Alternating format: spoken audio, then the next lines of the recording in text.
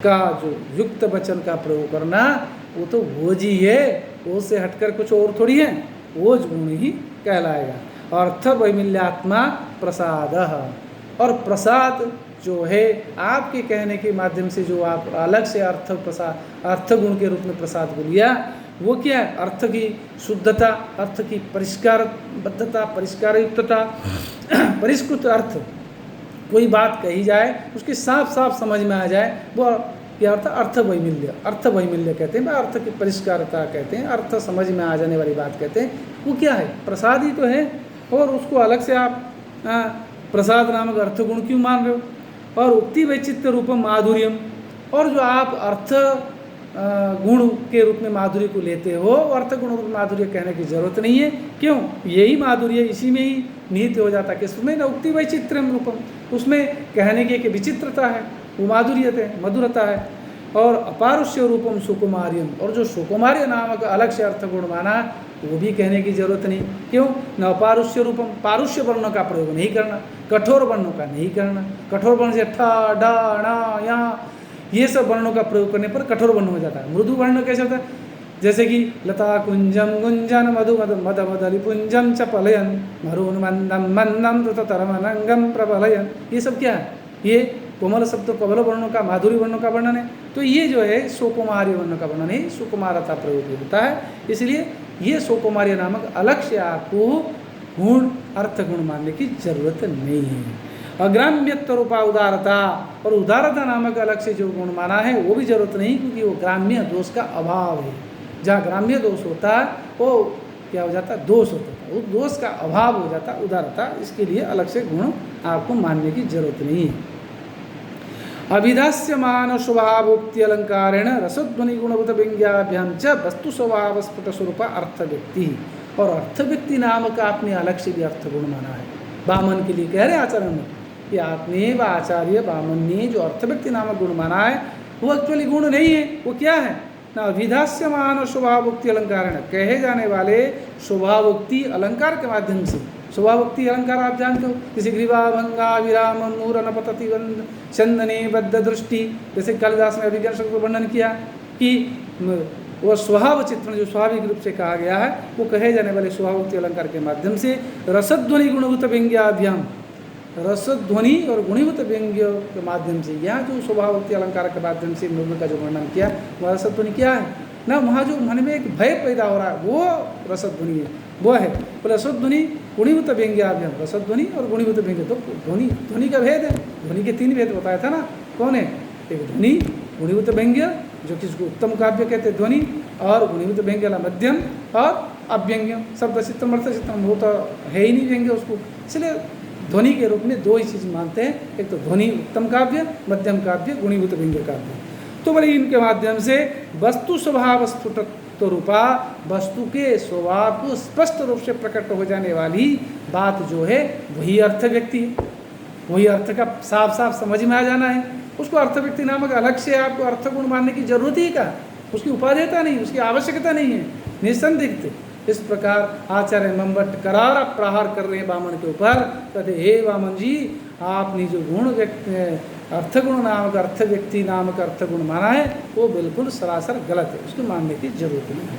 और दीप्त स्वरूप दीप्त रसत्व रूपा कांतिश्च सिद्धता, और आपने कांति नामक एक अर्थ गुण और मान लिया, वो भी जरूरत ही क्या है? वो क्या है ना? दीप्त रसत्व रूपा, उसमें रस की प्रदीप्तता होना, रस की संदीप्तता होना, रस का धधक उठना, रस का पता लग जाना, वही तो कांति है। उसको अलग से गुण मानने की क्या जरूरत है? क्रम कौटिल्य अनुर्वणत्वेन उपपत्ति योग रूप घटनात्मा श्लेषोपि विचित्रत्व मात्रम, और श्लेष गुण जो आपने अर्थ गुण माना वो भी कोई अलग से अर्थ गुण है ही नहीं। क्या है? क्रम कौटिल्य अनुर्वणत्वोपपत्ति। क्रम कौटिल्य अनुर्वणत्वोत्पत्ति का मतलब है, वो कह रहे हैं कि एक तरह से उसको कहते हैं क्रम कौटिल्य उत्पलत्वपति जो शेष कह रहे हैं कि क्रम और कौटिल्य, कौटिल्य एक परिपाटी, क्रम कौटिल्य एक परिपाटी, एक परंपरा, एक श्रृंखला, उस दृष्टि में अनुसरण करते हुए आपने उसका उल्लंघन न होना अनुल्बणत्व उपपत्ति योग रूप घटनात्मा क्रम और अनुर्गणत्व कौटिल्य अनुर्गणत्व, ये जो परिपाटी है उस परिपाटी का उल्लंघन न करने रूपी जो श्लेष है वो एक विचित्र मात्र कथन है और उसकी भी अलग से जरूरत नहीं है अर्थ गुण के रूप में मानना। और फिर अवैषम्य स्वरूपा समता, और जो समता नामक अर्थ गुण माना वो अवैषम्य रूपा विषमता का अभाव है, उसमें समता नहीं हो ये दोष हो जाता तो उसका अभाव है, इस प्रकार ले लो। इस प्रकार उसको समता नामक अलग से अर्थ गुण मानने की जरूरत नहीं है। इस प्रकार दोषाभाव मात्रम न पुनः गुणा, इस प्रकार दोष का अभाव मात्र ही समता है, ये कोई गुण है ही नहीं।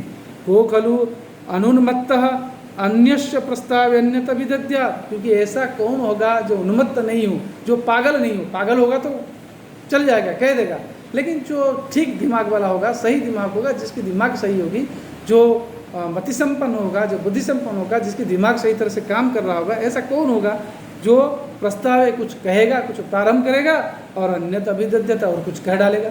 मैंने कुछ कहने के लिए आया और कुछ कह डालता, ऐसा कौन करता? वो पागल व्यक्ति तो करेगा, समझदार व्यक्ति तो कभी नहीं करेगा ना।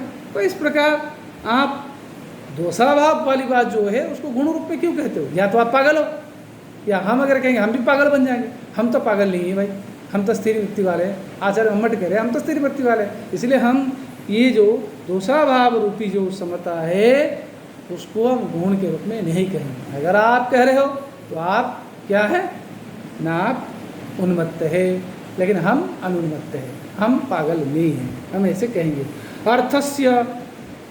अर्थस्य अयोनिहन्य छाया योनिर्वा यदि न भवति दर्शनम तत्कथम काव्यम।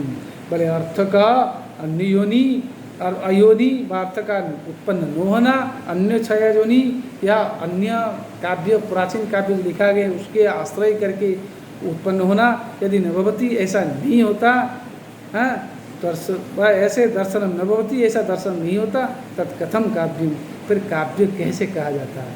इति अर्थ दृष्टि रूप समाधि रपिन गुण। इस प्रकार अर्थ की दृष्टि रूप जो समाधि नामक गुण आपने माना है वो एक्चुअली अर्थ दृष्टि रूप है।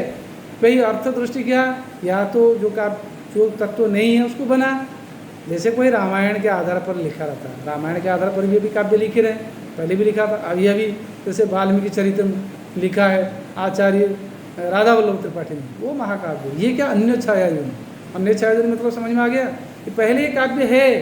अन्य छाया योनि और अयोनि का मतलब आप समझ लीजिए, अयोनि मतलब जो कभी तत्व नहीं था पहले ही उत्पन्न हुआ अयोनि। जैसे रामायण अयोनि पहले नहीं था, वो तो पहले ही वाल्मीकि के शोकाप्लुत जो हृदय है, वो जो क्रंच क्रंची का वियोग, क्रंच क्रंची का जो मिलन था उसमें जो वियोग हुआ, वियोग से जो क्रंच के वियोग में क्रंची का जो विलाप हुआ, उससे जो शोक स्थायी भाव उत्पन्न हुआ, उससे उन्होंने क्या किया ना, रामायण की रच डाला, अयोनि नाम काव्य। और यहाँ जो वाल्मीकि चरितम काव्य में अभी आचार्य राधा वल्लभ त्रिपाठी ने रचा है वो क्या, अन्य छाया योनि। ये अयोनि अयन छाया योनि क्या अर्थ दृष्टि रूप है, अर्थ को समझना। उन्होंने इस काव्य के काव्यत्व को समझा, उसके आधार पर काव्य लिख लिया। और या तो अयोनि जो रामायण की रचना करी वाल्मीकि ने पहले, वो जो अर्थ है, कौन सा अर्थ है, वो जो व्यंग्यार्थ, वो जो ध्वनि है, काव्य सात्मा सएव अर्थ तथा चादि कवि पुरा ध्वन्यालोकार आनंद वर्धन ने कहा क्रंच दंड वियोग शोक शोकत्वमागत, वही तो अर्थ है, वही ये प्रतीयमान अर्थ है। वही प्रतीयमान अर्थ को देख लिया, साक्षात्कार कर लिया हृदय से, कौन, राम वाल्मीकि ने, तब रामायण का प्रवर्तन कर लिया। और रामायण को पढ़ करके उसका अर्थ भाव को ले करके इदानींतन समाज के अनुकूल परिप्रेक्ष्य में कुछ जोड़ करके सामाजिक परिप्रेक्ष्य की दृष्टि से अन्य छाया योनि के रूप में काव्य का प्रणयन किया। वाल्मीकि चरितम नाम काव्य का प्रणयन किया आचार्य राधा वल्लभ जी ने।